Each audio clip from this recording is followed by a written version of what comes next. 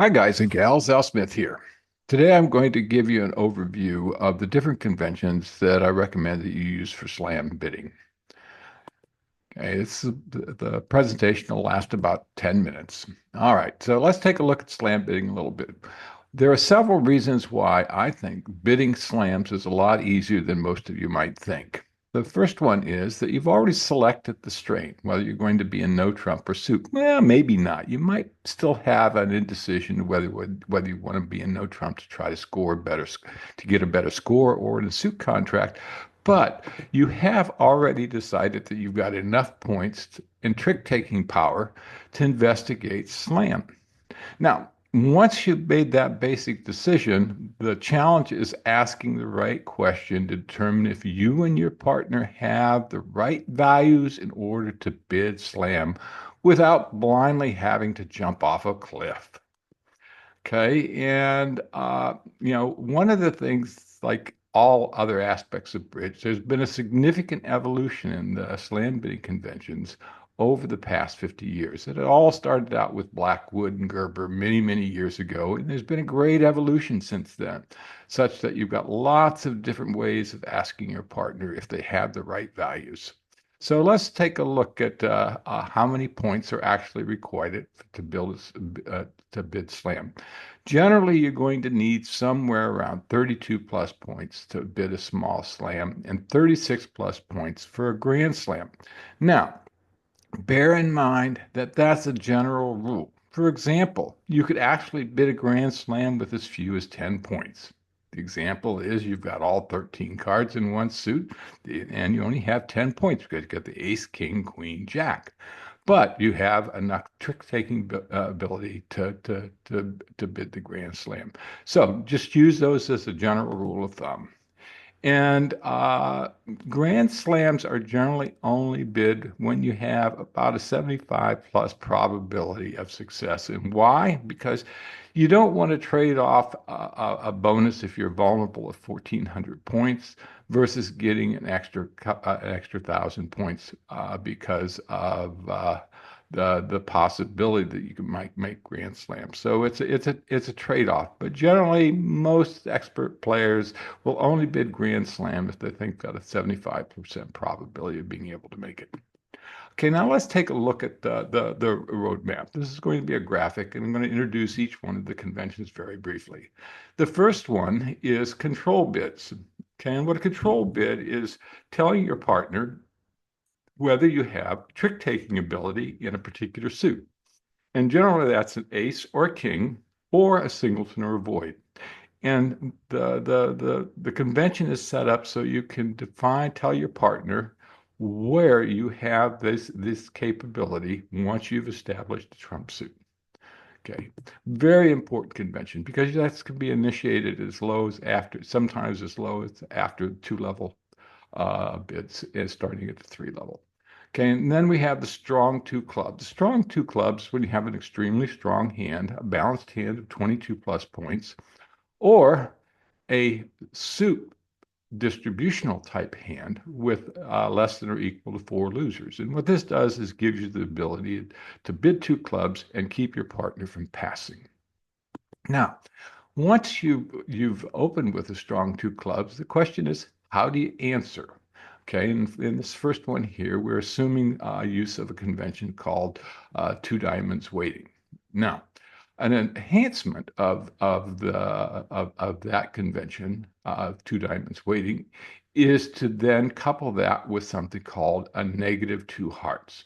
And what the negative two heart bid does is allow you to redefine the bids a little bit such that you can now uh, determine whether you have an absolute bust hand of 0 to 2 points or just a normal bust hand of 3 to 5 points with no trick-taking ability. So it's a slight refine, but it's very useful in determining whether you've got the values to sometimes go to game and sometimes whether you can actually bid slam.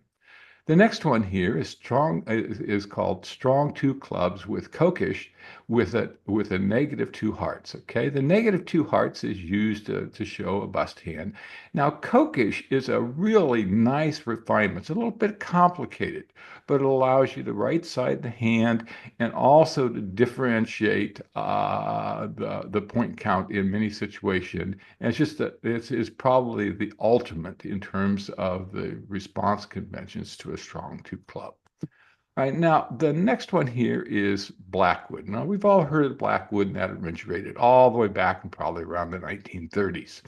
And what that does is it's initiated by your partner, one of the two partners bidding for no trump.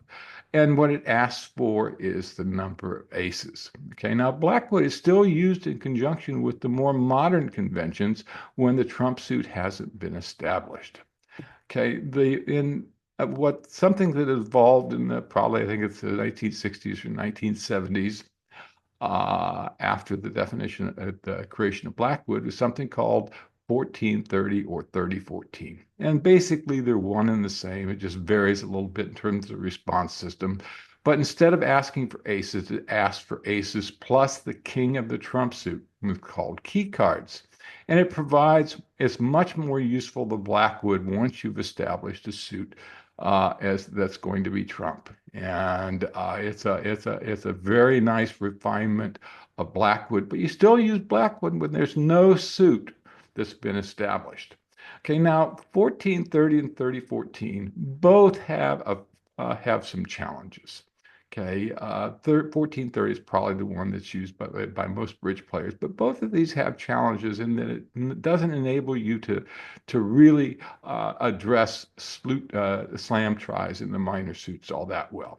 A refinement of that is that what I use and recommend ultimately is to use 3014 kickback because it allows the key card ask to be initiated at a lower level depending on what the trump suit is.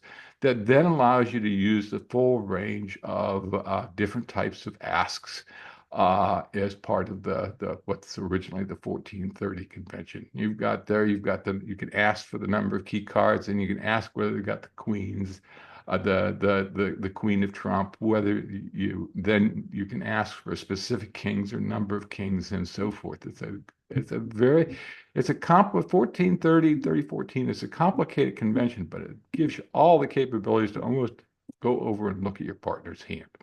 Now, after 3014 kickback, there's another one called 5 no trump, pick a slam. Okay, this is a situation where you've got the values for slam in terms of number of points and trick taking capability, but you really don't know what the strain should be. And it's a way of the person that knows to, in essence, bid 5 no trump directly. It says, hey, partner, pick the suit that you think best that we should be playing in slam. It's a nice little convention where you've got that indecision as to what the slam should be in.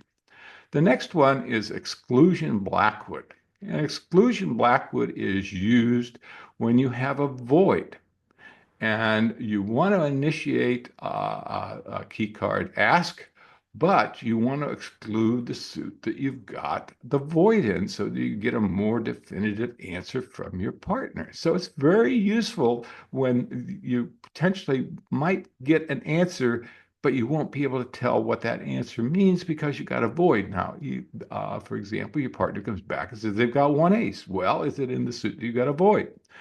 But you can preclude that by using exclusion Blackwood. When they come back and they say they've got one ace, you know it's a useful ace because it's not one in the void. Okay, the next one is a 4-club slam try after a preempt. Have you ever been playing, your partner opens at week 2 and you've got a barn burner hand, you want to investigate slam, and you don't know how? What this does is it allows you to initiate a slam, a specialized key card ask by bidding 4 clubs. And instead of being general, it asks specifically about the number of controls and whether they have the queen in the trump suit. Very useful.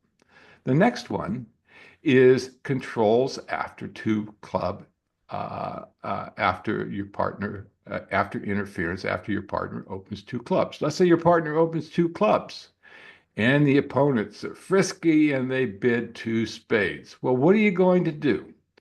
Well, what we found over time is that the most important thing at that particular juncture is to be able to tell your partner how many controls you've got, number of aces and number of kings, rather than it, the number of points. It's far better than steps with points because when you just indicate a general range of points, it doesn't tell you whether they've got trick-taking ability or not. So controls after interference is really nice. And it also, because of its structures, allows you to punish the opponents if they've done something stupid. The next is dopey and ropey. Now, this is really D0P1 and R0P1. And what that means is if for example, you bid for no trump using 1430 and the opponent doubles, well, how can you conserve space? Well, if you redouble, that says that you're going to, your response is equal to step one and pass, step is equal to step one and pass is equal to step two. Okay, yeah, and that should be an R1P2, but they liked ropey dopey because of the pronounceability of them. So it gives you the capability of creating more bid spaces by using the opponent's bid to be able to give your partner more information while conserving bidding space. The last one is called, that is what we use is quantitative engerver, and we use these over no trump. And that pretty much, and you'll notice that's a different color because it's also in a different series. Okay, and you can there's a lesson for each one of these. They'll present the details, and then they build upon one another.